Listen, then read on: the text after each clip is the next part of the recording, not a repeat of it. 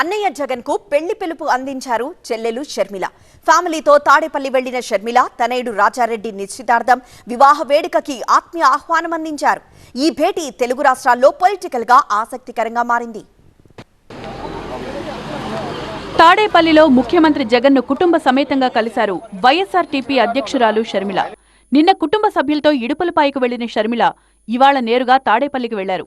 జగన్ షర్మిల మధ్య దూరం పెరిగినట్టు సుదీర్ఘకాలంగా వార్తలొచ్చిన వేళ ఈ భేటీ ప్రాధాన్యం సంతరించుకుంది. షర్మిల తనయుడు వైఎస్ రాజారెడ్డి వివాహానికి ఇప్పటికే ముహూర్తం ఖరారైంది.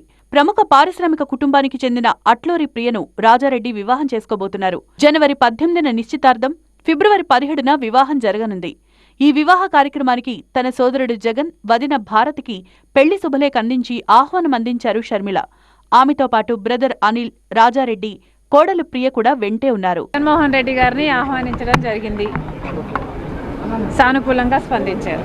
మిగతా వాళ్ళందరికీ కూడా మొదలు పెట్టడం జరుగుతుంది. పెళ్ళి అనేది చాలా ముఖ్యమైన విషయం కనుక అందరూ వచ్చి నా కొడుకును ఆశీర్వదించాలని మనస్ఫూర్తిగా కోరుకుంటున్నాను. 2021లో ఇడుపులపాయలో జగన్ షర్మిల కలుసుకున్నారు.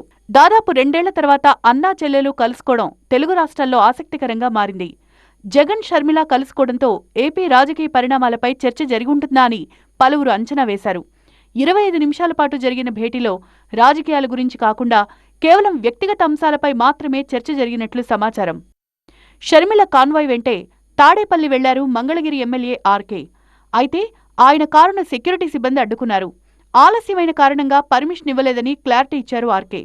ఇక షర్మిల ఆధ్వర్యంలో కాంగ్రెస్లో చేరాక పోటీపై నిర్ణయం తీసుకుంటానన్నారు. నేను పెళ్లి కార్డు ఇచ్చే కాన్వాయ్లో వచ్చానంటే బండి లేట్ అయింది.